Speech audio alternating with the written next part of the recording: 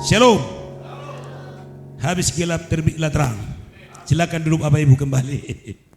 Ya, saudara-saudara, kita bersyukur hari ini boleh dapat merayakan perayaan Paskah Ayakib.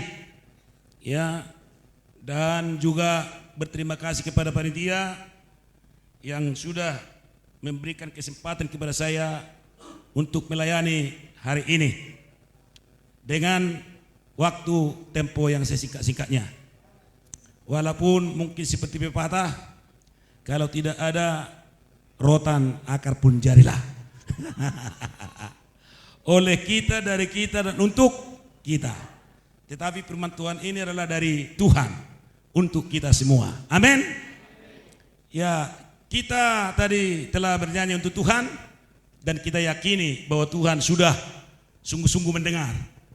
Maka sebaliknya, sekarang Tuhan mau berfirman kepada kita, maka kita harus sungguh-sungguh mendengar. Amin. Karena firman Tuhan itu harus didengarkan dengan sungguh-sungguh, harus didengarkan baik-baik. Bukan hanya sekedar mendengar, tapi menjadi orang yang dengar-dengaran. Itulah yang diberkati oleh Tuhan. Amin. Oleh sebab itu, waktu mendengar firman Tuhan, jangan nanti grocok gerici, ya. Jangan nanti gelisah seperti cacing kepanasan. Tapi mari sungguh-sungguh fokus terhadap kebenaran firman Tuhan. Amin. Tema kita adalah pada saat ini diberikan, yaitu Ia telah bangkit dan hidup. Ya. Ia telah bangkit dan hidup. Dia telah bangkit dan hidup. Dan akan saya bacakan nasnya, yang walaupun kepada saya tidak ada dikasih nasnya. Jadi artinya cari sendiri. Ya kan Pak Ketua, Ketua Panitia. Sengaja ya, karena Pak Sekjen bilang sengaja. Karena Pak penasehat sudah tahu itu begini. Yang tertulis dalam Matius 28 ayat 6. Matius 28 ayat 6 akan saya bacakan. Ia tidak ada di sini sebab ia telah bangkit.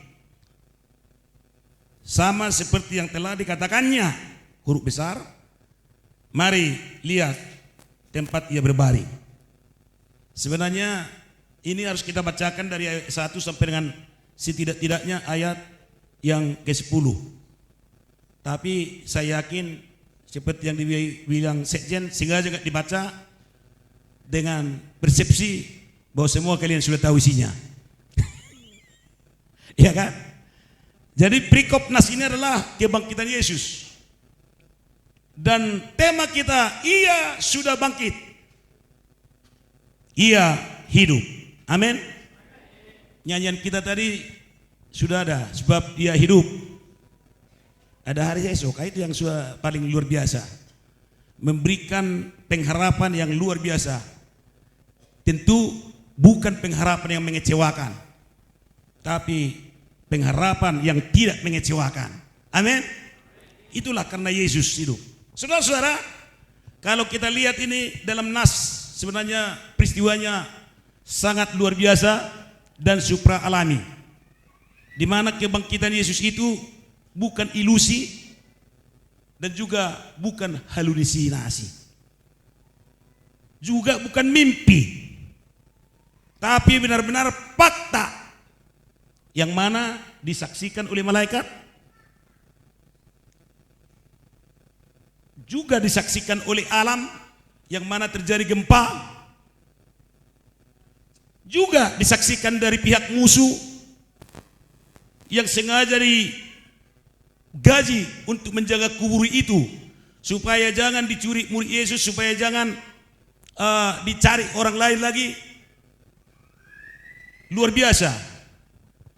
Tapi kalau kita lihat nanti dalam ayat 11 sampai 15, masih ada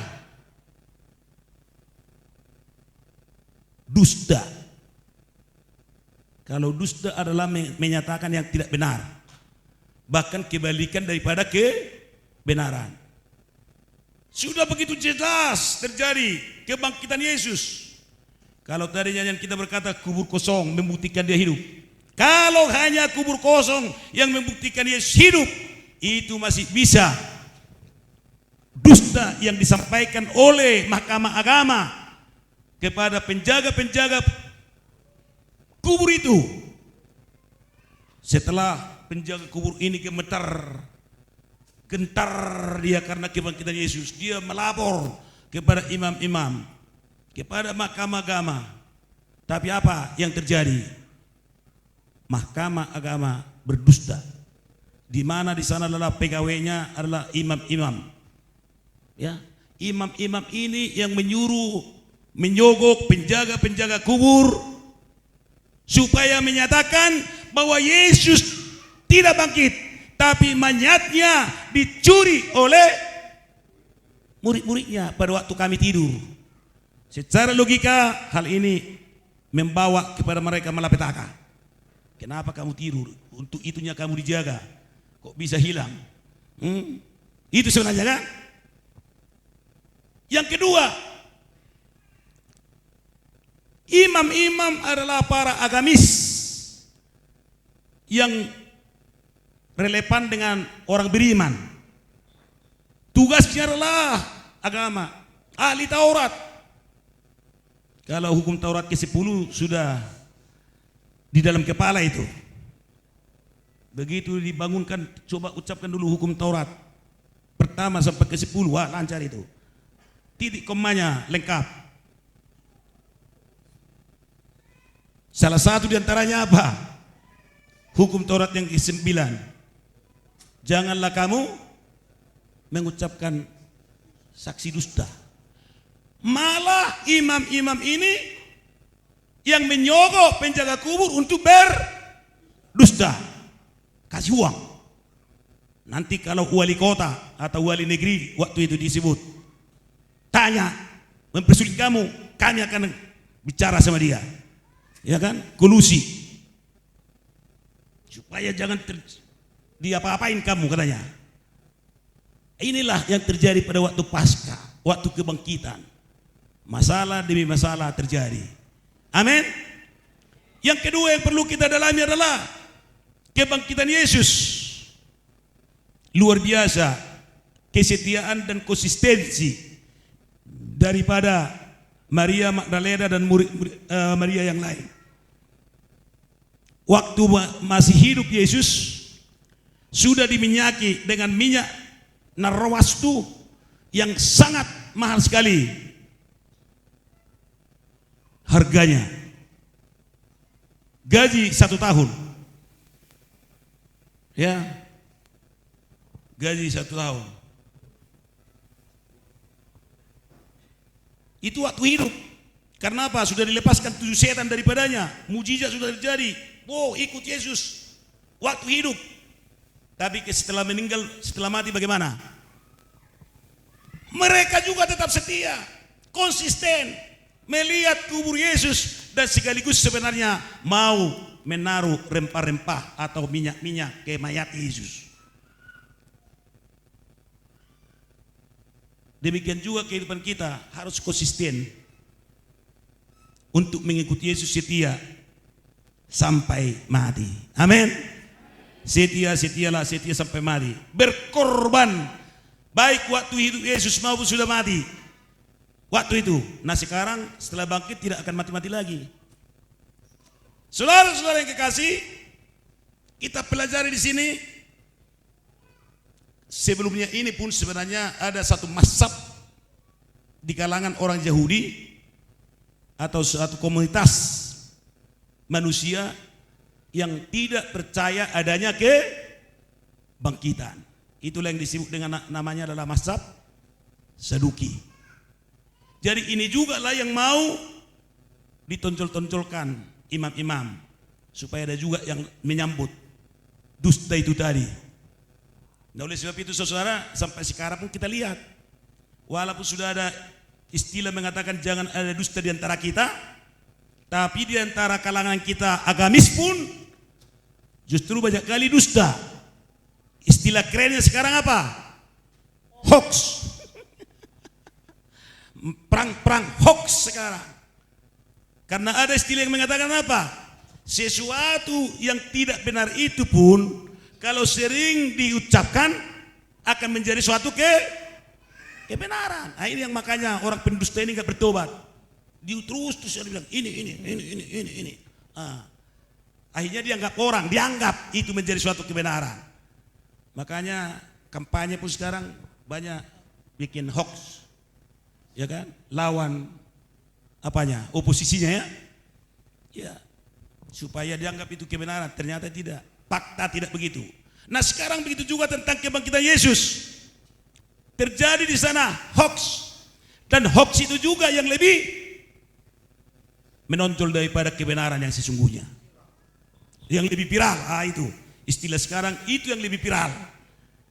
Ya, bayangkanlah sudah ikut pemerintah pada waktu itu di situ kan? Mahkamah Agama itu termasuk golongan pemerintah itu termasuk. Ya. Makanya jangan heran, zaman sekarang pun banyak juga suap menyuap, sogok menyogok, korupsi dan lain sebagainya. Tetapi dengan kebangkitan Yesus tidak boleh dihalangi. Kebenaran yang sesungguhnya tidak boleh disingkirkan. Kenapa? Selain daripada malaikat, Yesus juga setelah bangkit menampakkan dirinya beberapa kali kepada muridnya. Minimal 10 kali Yesus menampakkan dirinya setelah dia bangkit sampai kepada kenaikannya ke surga. Tanggal 18 nanti ya, aku rasa kenaikan ke surga. Dalam Kisah Rasul 1 ayat 4 dikatakan, sebab setelah dia bangkit dari antara orang mati, 40 hari dia, 40 malam masih berada di bumi ini, dan tugasnya adalah menampakkan diri kepada orang-orang yang percaya kepadanya, kepada murid-muridnya. Dengan maksud apa? Mengajarkan kerajaan Allah dan sekaligus membuktikan bahwa dia hidup. Maria Magdalena berjumpa dengan dia bukan mimpi, bukan ilusi, dan bukan juga halusinasi, tapi fakta. Dan diantara sekian banyak penampakan dirinya, pintu tertutup semua, jendela tertutup semua, tapi Yesus bisa masuk. Amin. Kenapa? Karena dia sudah punya tubuh rohani. Ya, tubuh roh, tubuh surgawi. Ya. Juga seperti tubuh kita sekarang masih ikut dia sarapan makan ikan panggang. Ikan goreng atau ke panggang? Ikan goreng ya. Berarti mulai dari dulu pun minyak ini sudah betul-betul dibutuhkan. Ya kan? Dia menampakkan diri kepada murid-muridnya. Boyo, ada lauk kalian katanya. Akhirnya mereka goreng, makan ikan goreng lagi Yesus setelah bangkit. Menampakkan diri. Nah, itu berarti tubuhnya juga seperti kita ini. Bisa makan, bisa minum, dan lain sebagainya. Jadi walaupun sudah punya tubuh rohaninya, tubuh surgawi, tubuh supra alami, tapi kita masih bisa makan juga. Ya Bapak Ibu ya. Nah, sekarang yang mau kita lanjutkan adalah ia telah bangkit dan ia hidup. Bagaimana jika Yesus tidak bangkit? Nah, ini menjadi persoalan. Salah satu kelebihan Yesus dari semua nabi yang ada dalam dunia ini adalah dia bangkit. Selainnya itu nabi sampai nabi ke-25 pun tidak bangkit juga. Ya kan? Hanya Yesus sebagai nabi dia bangkit, mengalahkan orang maut. Dan sebelum dia pun sebenarnya dalam pengajarannya sudah pernah dibangkitkan orang mati, yang sudah 4 hari 4 malam mati tapi dibangkitkan. Siapa itu? Lazarus. keluar.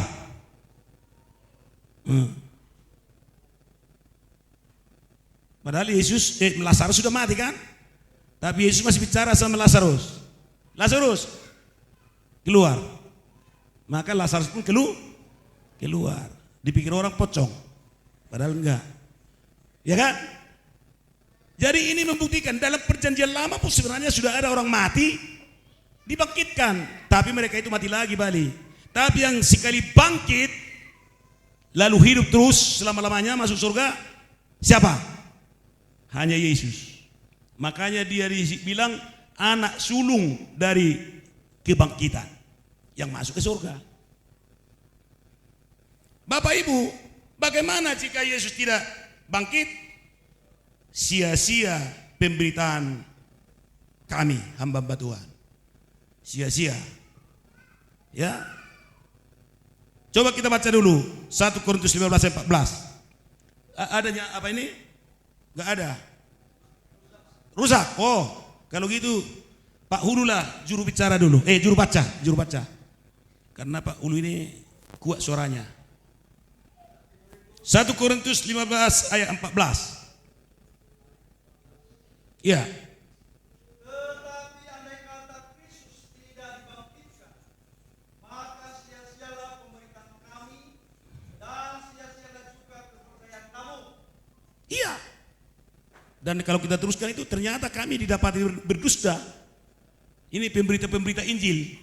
Sia-sia pemberitaan kami, sia-sia kepercayaan kamu. Maka apa artinya? Sia-sia semuanya. Ya, baru yang kedua. Ya coba ayat 12 ya baca lagi dulu Pak, contohnya. Ayat 12 iya sampai 19 supaya nyata. Iya. Jadi bila mana kami beritakan bahwa Kristus dibangkitkan dari antara orang mati. Di sini aja Pak, di sini aja. Tolong supaya ada mic-nya. Nah.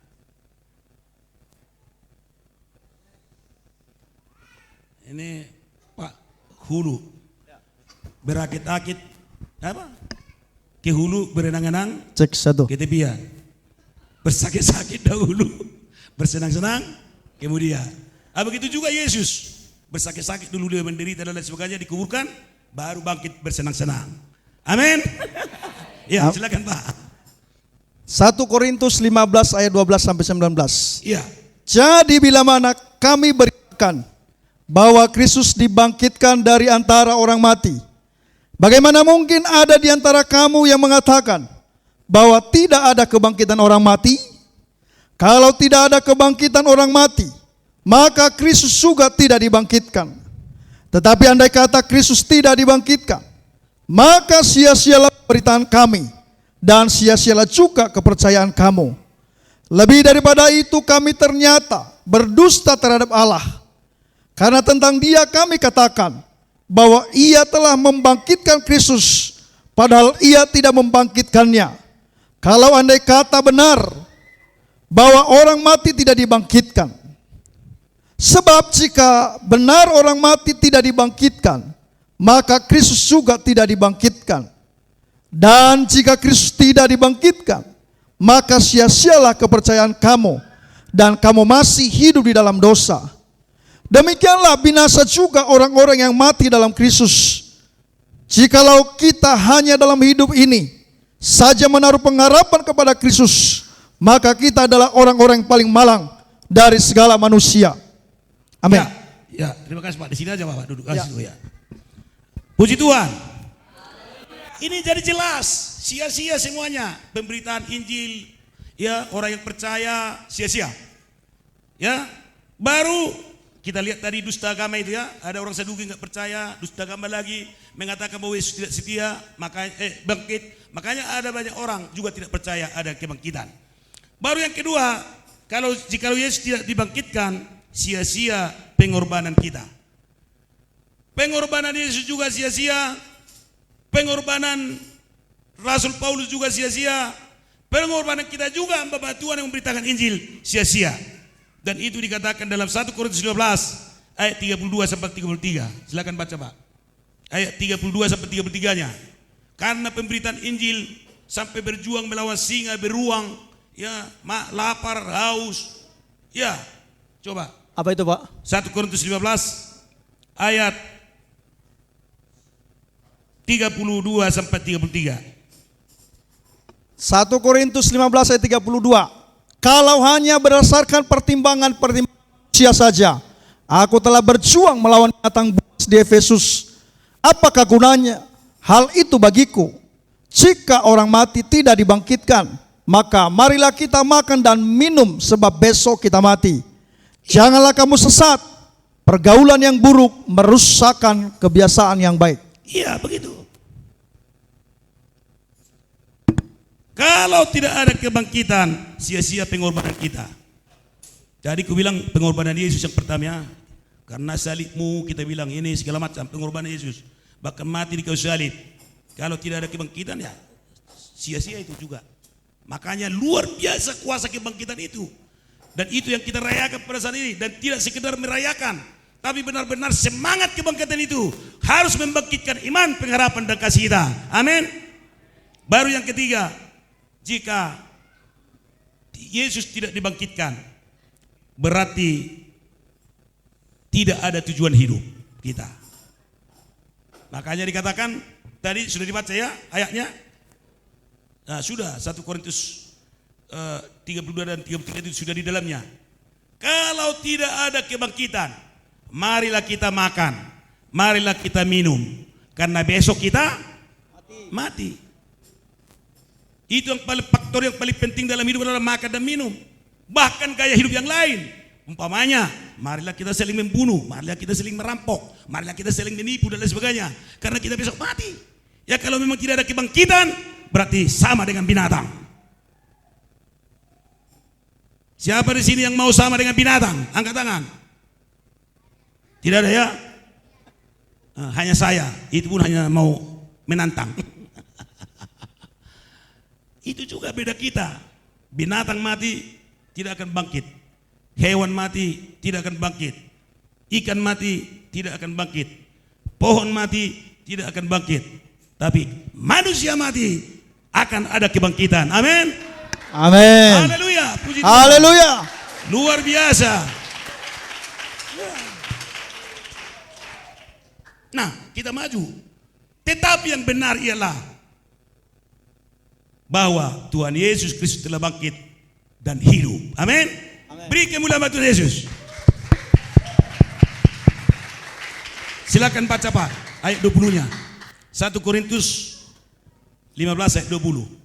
1 Korintus 15 ayat 20. Iya. Demikian firman Tuhan.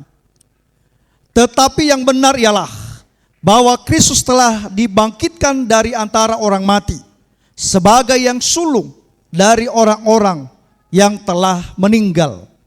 Iya, tetapi yang benar ialah bahwa Yesus telah dibangkitkan dan hidup. Amin. Amin.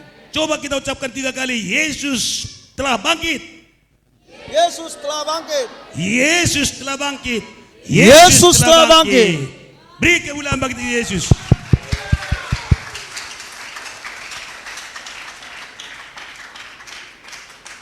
Jadi karena Yesus bangkit, apa maknanya bagi kita? Kita baca, karena Yesus bangkit, kita juga nanti juga akan bangkit.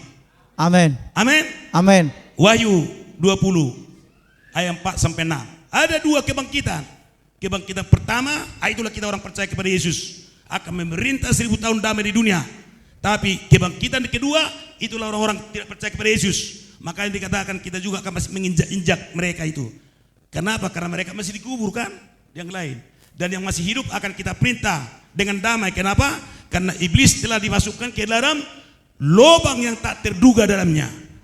Ya, coba baca Bapak, Ibu. 1 Korintus 5 Wahyu 20 ayat 4 sampai 6. Wahyu pasal 20 ayat 4 sampai 6. Lalu aku melihat tahta dan orang-orang yang duduk di atasnya. Kepada mereka diserahkan kuasa untuk menghakimi. Aku juga melihat jiwa-jiwa mereka yang telah dipenggal kepalanya karena kesaksian tentang Yesus dan karena firman Allah, yang telah menyembah binatang itu dan patungnya, dan yang tidak juga menerima tandanya pada dahi dan tangan mereka. Dan mereka hidup kembali dan memerintah sebagai raja bersama-sama dengan Kristus untuk masa 1000 tahun. Tetapi orang-orang mati yang lain tidak bangkit sebelum berakhir masa 1000 tahun itu. Inilah kebangkitan pertama. Berbahagialah dan kuduslah ia yang mendapat bagian dalam kebangkitan pertama itu. Kematian yang kedua tidak berkuasa lagi atas mereka, tetapi mereka akan menjadi imam-imam Allah dan Kristus, dan mereka akan memerintah sebagai raja bersama-sama dengan Dia 1000 tahun lamanya. Iya.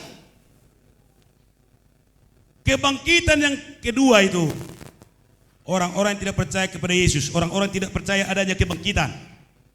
Sedangkan kebangkitan yang pertama adalah orang-orang yang sudah dipenggal kepalanya karena Injil, memberitakan Injil, karena mati karena Injil. Bahkan kalau mati karena tidur pun gak apa-apa, asal percaya kepada Yesus. Amin.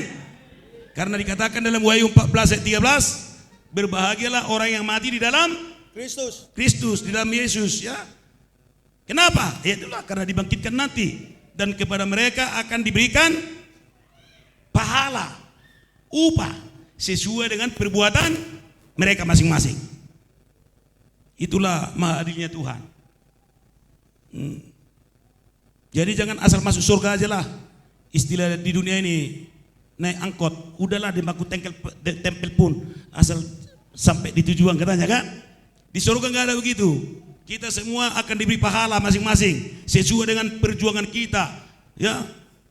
Pelayanan kita di bumi ini, itu upah kita diberikan nanti kepada kita setelah bangkit. Nah, kalau orang yang tidak bangkit, orang yang belum meninggal sampai kedatangan Yesus Kristus kali kedua, bagaimana? Diubahkan dengan sekejap mata. Itu dalam 1 Tesalonika 5 ayat 13 sampai 18. Ini biasanya dibacakan dalam kata-kata penghiburan pada waktu ada meninggal, supaya jangan terlalu berduka. Tidak ada beda kita dengan yang sudah meninggal dengan kita pada waktu kedatangan Yesus Kristus kali kedua.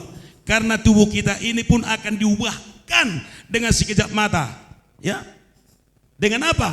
Tentu dengan tubuh yang baru, tubuh rohani, tubuh surgawi. Nah, ini ada banyak pertanyaan, dan dalam 1 Korintus 15 itu pun disebutkan itu. Kebangkitan bagaimana kita bangkit lagi? Contohnya yang sudah langgar mobil, udah hancur, bagaimana bisa bangkit lagi? Contohnya kapal, apa itu namanya? Kapal laut tenggelam, udah dimakan ikan, bahkan udah kembali lagi kita makan lagi.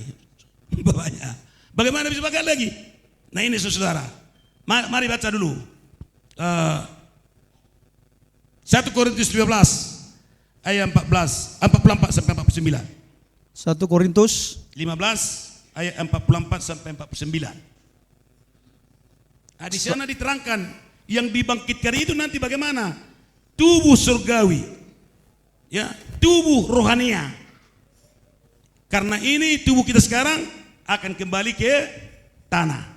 Bagaimanapun caranya, apakah dikuburkan baik-baik, apakah dimakan ikan, apakah terbakar karena pesawat jatuh, itu kembali ke tanah juga semuanya.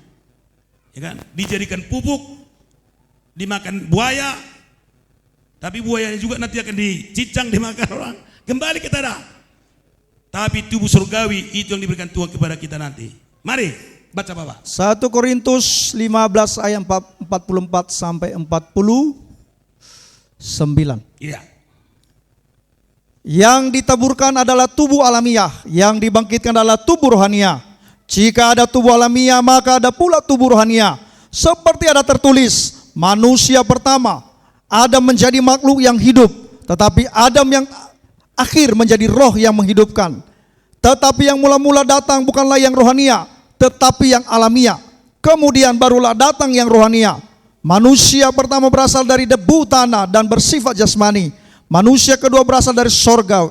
Makhluk-makhluk alamiah sama dengan dia, yang berasal dari debu tanah, dan makhluk-makhluk surgawi sama dengan dia, yang berasal dari sorga.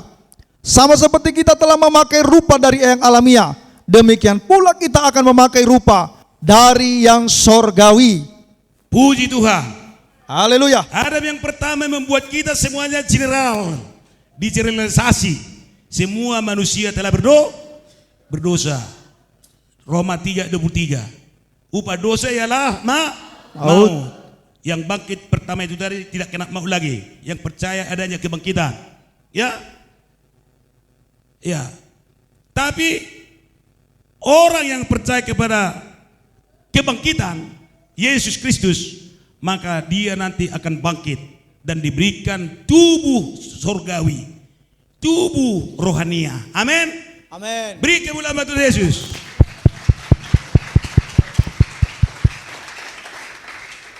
Percaya bahwa Yesus telah bangkit. Amin. Percaya bahwa Yesus hidup. Amin. Iya, benar. Dia hidup, bukan hanya bangkit saja, tapi dia hidup. Bahkan nanti naik ke surga kita perayakan tanggal 18 ini, ya. Hari kenaikan Yesus ke surga. Jelas. Tidak mengambang kemana dia pergi. Turun dari surga, melakukan misi di dunia penyelamatan, naik ke surga setelah bangkit. Amin. Amin. Darah dan daging jasmania ini tidak layak masuk dalam kerajaan surga. Makanya nanti roh kita adalah dari Allah, kembali kepada Allah. Tapi untuk mewujudkan roh itu, karena roh itu adalah abstrak, maka dikonkretkan dengan tubuh surgawi. Sama seperti ini kita sekarang punya roh, tapi tidak nampak. Tapi yang nampak adalah jasmani kita ini, tubuh kita ini, daging kita ini. Demikian juga kita nanti di surga. Oleh sebab itu Bapak Ibu, dalam Roma 8 ayat 11 dikatakan, coba baca Bapak. Roma 8 ayat 11.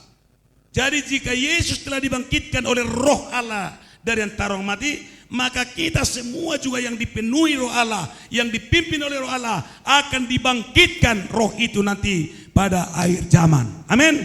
Amin. Ya. Roma 8 ayat 11. Dan jika roh Dia yang telah membangkitkan Yesus dari antara orang mati diam di dalam kamu, maka Ia yang telah membangkitkan Kristus dari antara orang mati akan menghidupkan juga tubuhmu yang fana itu oleh rohnya yang diam di dalam kamu. Iya, ini sudah dibuat jadi nyanyian. Jika roh Allah yang bangkitkan Yesus berdiam di dalammu, jika roh Allah yang bangkitkan Yesus berdiam di dalammu, tubuhmu yang fana itu akan dibangkitkannya. Tubuhmu yang fana itu akan dibangkitkannya. Haleluya. Haleluya. Yakin saudara sudah dibangkitkan? Amin.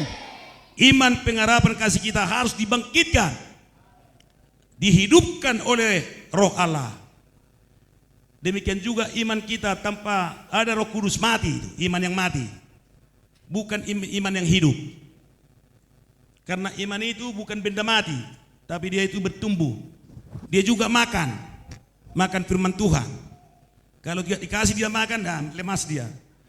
Sama sekali tidak mati. Maka kalau Roh Kudus ada dalam hidup kita, maka kita akan dibangkitkan. Amin. Iman, pengharapan dan kasih kita. Nah, kalau kita sudah dibangkitkan, apa yang harus kita pikirkan? Kolose 3 ayat 1 sampai 4. Kolose 3 ayat 1 sampai 4. Karena itu kalau kamu dibangkitkan bersama dengan Kristus, carilah perkara yang di atas di mana Kristus ada, duduk di sebelah kanan Allah. Pikirkanlah perkara yang di atas, bukan yang di bumi. Sebab kamu telah mati dan hidupmu tersembunyi bersama dengan Kristus di dalam Allah. Apabila Kristus yang adalah hidup kita menyatakan diri kelak, kamu pun akan menyatakan diri bersama dengan Dia dalam kemuliaan. Ya. Jadi Bapak Ibu, kita telah dibangkitkan bersama dengan Kristus lewat apa? Baptisan air. Setelah kita percaya, bertobat, dibaptiskan, kita dikuburkan dosa-dosa tebiat lama itu dalam air baptisan, dan kita bangkit dari situ punya hidup baru, lahir baru. Roma 6 ayat 1 sampai 5. Roma pasal 6 ayat 1 sampai 5. Jika demikian apakah yang hendak kita katakan? Bolehkah kita bertekun dalam dosa supaya semakin bertambah kasih karunia itu? Sekali-kali tidak. Bukankah kita telah mati bagi dosa? Bagaimanakah kita masih dapat hidup di dalamnya? Atau tidak tahukah kamu bahwa kita semua yang telah dibaptis dalam Kristus telah dibaptis dalam kematiannya? Dan demikian kita telah dikuburkan bersama-sama dengan Dia oleh baptisan dalam kematian, supaya sama seperti Kristus telah dibangkitkan dari antara orang mati oleh kemuliaan Bapa, demikian juga kita akan hidup dalam hidup yang baru. Sebab jika kita telah mati, sekali lagi, sebab jika kita telah menjadi satu dengan apa yang sama dengan kematiannya, kita juga akan menjadi satu dengan apa yang sama dengan kebangkitannya.